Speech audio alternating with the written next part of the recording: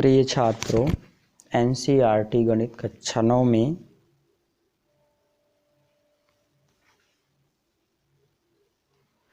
देखिए अध्याय 5.1 का क्वेश्चन नंबर हमने 1 लिया है। निम्नलिखित कथनों में से कौन से कथन सत्य हैं और कौन से कथन असत्य हैं? अपने उत्तरों के लिए कारण भी दीजिए। देखिए इसमें सत्य और असत्य दिए गए हैं, जिसमें हमको बताना है कि कौन सा कथन सत्य है और कौन सा असत्य। जिसमें पहला है, एक बिंदु से होकर केवल एक ही रेखा खींची जा सकती है। तो ये क्वेश्चन असत्य है, क्योंकि एक बिंदु से अनेक रेखाएं खींची जा सकती हैं। आप यहाँ लिख सकते हैं कि एक बिंदु से होकर केवल एक ही रेखा खींची जा सकती है, तो असत्य है, क्योंकि एक बिंदु से होकर अनंत रेखाएं खींची जा सकती हैं। दूसरा लिखा है, दो भिन्न बिंदुओं से होकर जाने वाली असंख्य रेखाएं हैं। यानी दो भिन्न बिंदुओं से होकर असंख्य रेखाएं नहीं जा सकती हैं, केवल दो ही रेखाएं जा सकती हैं। तो ये भी हमारा असत्य हो जाएगा, यहाँ हम सत्य लगाएंगे। उसके बाद तीसरा है, देखिए एक शांत रेखा दोनों ओर अनिश्चित रूप से बढ़ाई जा सकती है। तो ये क्वेश्चन सत्य है, आप इसको सत्य लगा सकते हैं, क्योंकि एक शांत रेखा दोनों ओर, यानी एक शांत रेखा जो होती है, यानी जो एक रेखा होती है, उसको हम दोनों तरफ अनिश्चित रूप से बढ़ा सकते हैं। तो यह क्वेश्चन सत्य होगा। एक शांत रेखा को दोनों ओर अनिश्चित रूप से बढ़ाया जा सकता है, तो ये सत्य है। यदि दो वृत्त बराबर हैं तो उनकी त्रिज्याएं बराबर होती हैं। ये क्वेश्चन भी हमारा सत्य है। यदि दो वृत्त बराबर हैं, यानी दो वृत्त बराबर हैं, तो उनकी जो त्रिज्याएं होती हैं वो बराबर होती हैं। क्योंकि जैसे मान लीजिए ये दो वृत्त दिए गए हैं और ये जो कहलाती है पूरी परिधि और ये पूरा व्यास, और यहाँ पे केंद्र होता है, तो परिधि से केंद्र तक की जो दूरी होती है वो त्रिज्या कहलाती है। और ये जो पूरा होता है ये व्यास कहलाता है। तो परिधि और ये व्यास और केंद्र से परिधि तक की दूरी त्रिज्या, ये हमारी परिधि कहलाती है। तो यदि दो वृत्त बराबर हैं तो उसकी त्रिज्याएं बराबर होती हैं। ये क्वेश्चन सत्य है। उसके बाद लिखा है, देखिए आकृति 5.9 में यदि AB बराबर PQ और PQ बराबर XY है तो AB बराबर XY होगा। तो ये पांचवा क्वेश्चन भी हमारा सत्य है। उसके बाद देखिए 5.1 में ही हम अगला क्वेश्चन नंबर 2 देखेंगे। तो देखिए क्वेश्चन नंबर 2 लिखा है,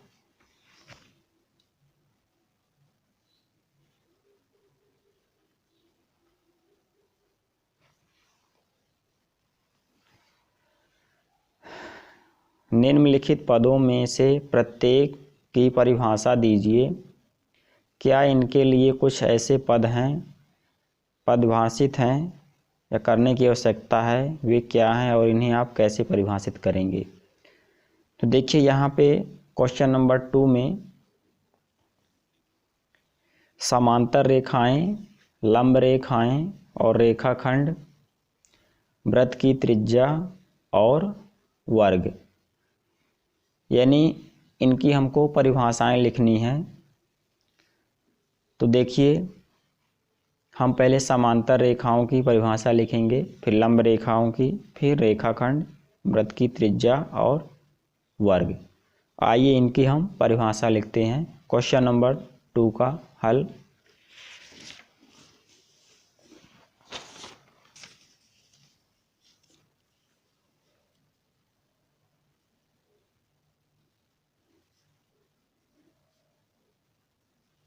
तो जो पहली रेखा है हमारी वो है समांतर रेखा।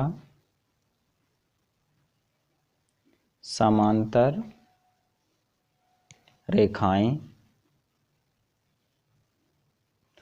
देखिए, समांतर रेखाओं के विषय में हम लिखेंगे तो समांतर रेखाओं में लिखेंगे हम इनकी परिभाषा। तो समांतर रेखाओं की परिभाषा होती है हमारी, वे दो सीधी रेखाएं जिनके मध्य का कोण, वे दो सीधी रेखाएं जिन्हें अनिश्चित रूप से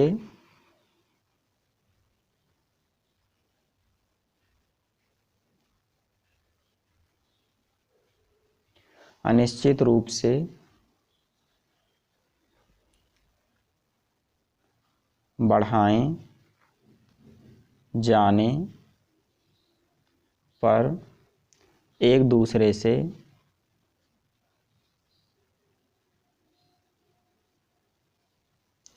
कभी भी नहीं मिलती। कभी भी नहीं मिलती हैं, वो समांतर रेखाएं कहलाती हैं। समांतर रेखाएं समांतर रेखाएं कहलाती हैं। जैसे मान लीजिए ये दो समांतर रेखाएं हैं और इसको हम ए बी सी डी कुछ भी नाम दे देते हैं।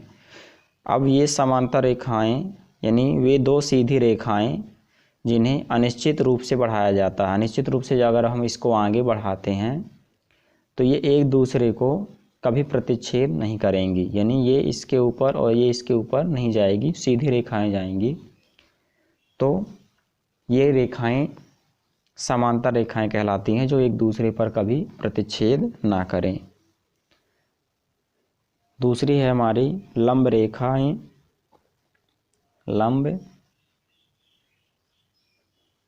लंब रेखाओं के विषय में लिखेंगे हम, वे दो सीधी रेखाएं, वे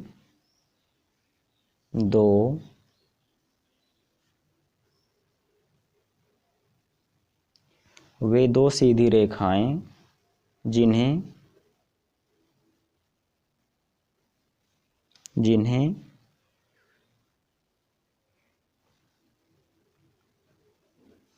वे दो सीधी रेखाएं जिनके मध्य का कोण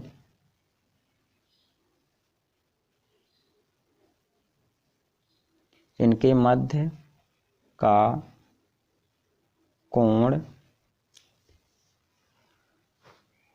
90 अंश अर्थात समकोण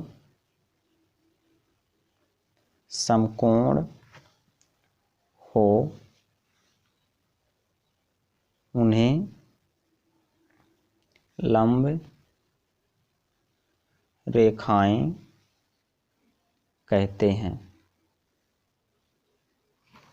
यानी लंब रेखाएं वे रेखाएं या वे दो सीधी रेखाएं जिनके मध्य का कोण 90 अंश अर्थात समकोण हो, उन्हें लंब रेखाएं कहते हैं।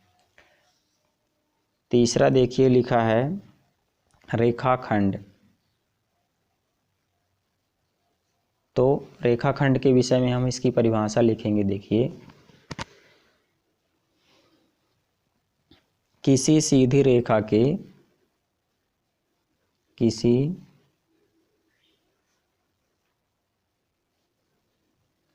किसी सीधी रेखा के किन्हीं दो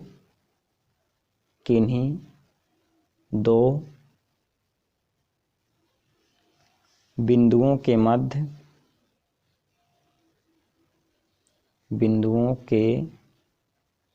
मध्य की दूरी रेखाखंड कहलाती है। यानी रेखाखंड किसी सीधी रेखा के किन्हीं दो बिंदुओं के मध्य की दूरी रेखाखंड कहलाती है। जैसे मान लीजिए ये एक रेखाखंड है और किसी सीधी रेखा के किन्हीं दो बिंदुओं के मध्य, यानी ए और बी के मध्य अगर हमारा सी और डी है,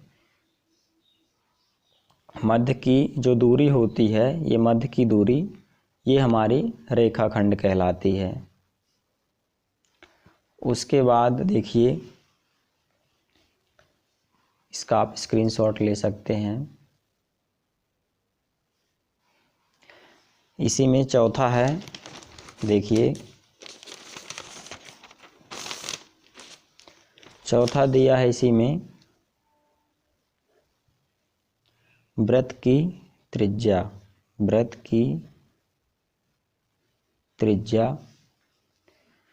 तो देखिए, वृत्त की त्रिज्या की डेफिनेशन यानी परिभाषा लिखेंगे हम। किसी वृत्त के केंद्र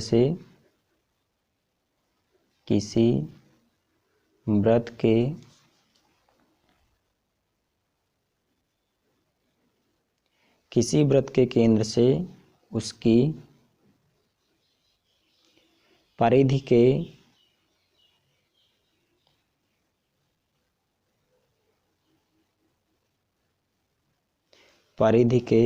किसी बिंदु की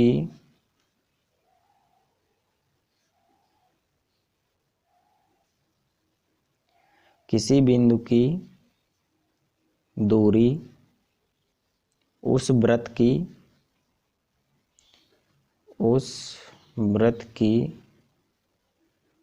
त्रिज्या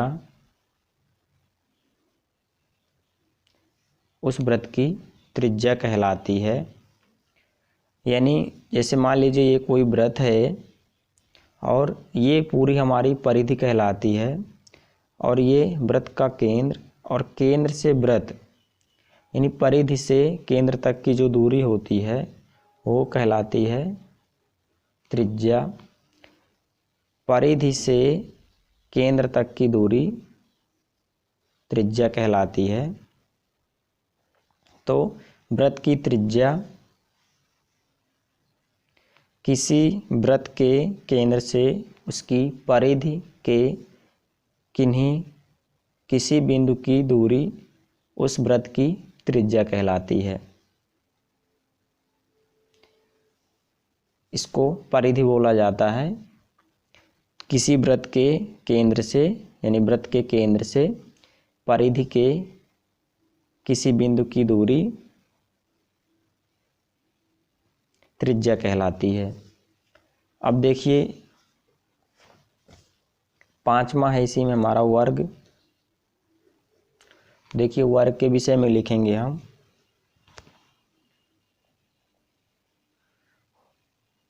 वर्ग कहते किसे हैं? तो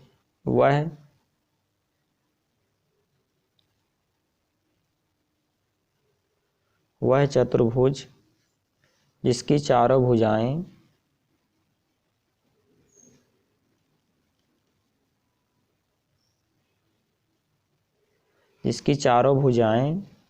बराबर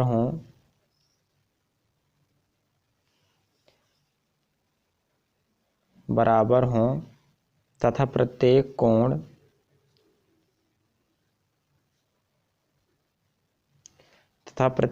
कोण एक समकोण हो। समकोण हो, समकोण का मान 90 अंश होता है, उसे वर्ग कहते हैं, उसे वर्ग कहते हैं। यानी वर्ग की परिभाषा है वह चतुर्भुज जिसकी चारों भुजाएं बराबर हों तथा प्रत्येक कोण एक समकोण हो, उसे वर्ग कहते हैं। जैसे इसको हम थोड़ा सा चित्र में समझेंगे। मान लीजिए इसका ए, बी, सी और डी है, तो इसका जो प्रत्येक कोण होता है, जो यहाँ पे कोण बनते हैं, वो प्रत्येक कोण 90 अंश का होता है। इस तरह से आप इस क्वेश्चन को हल कर सकते हैं।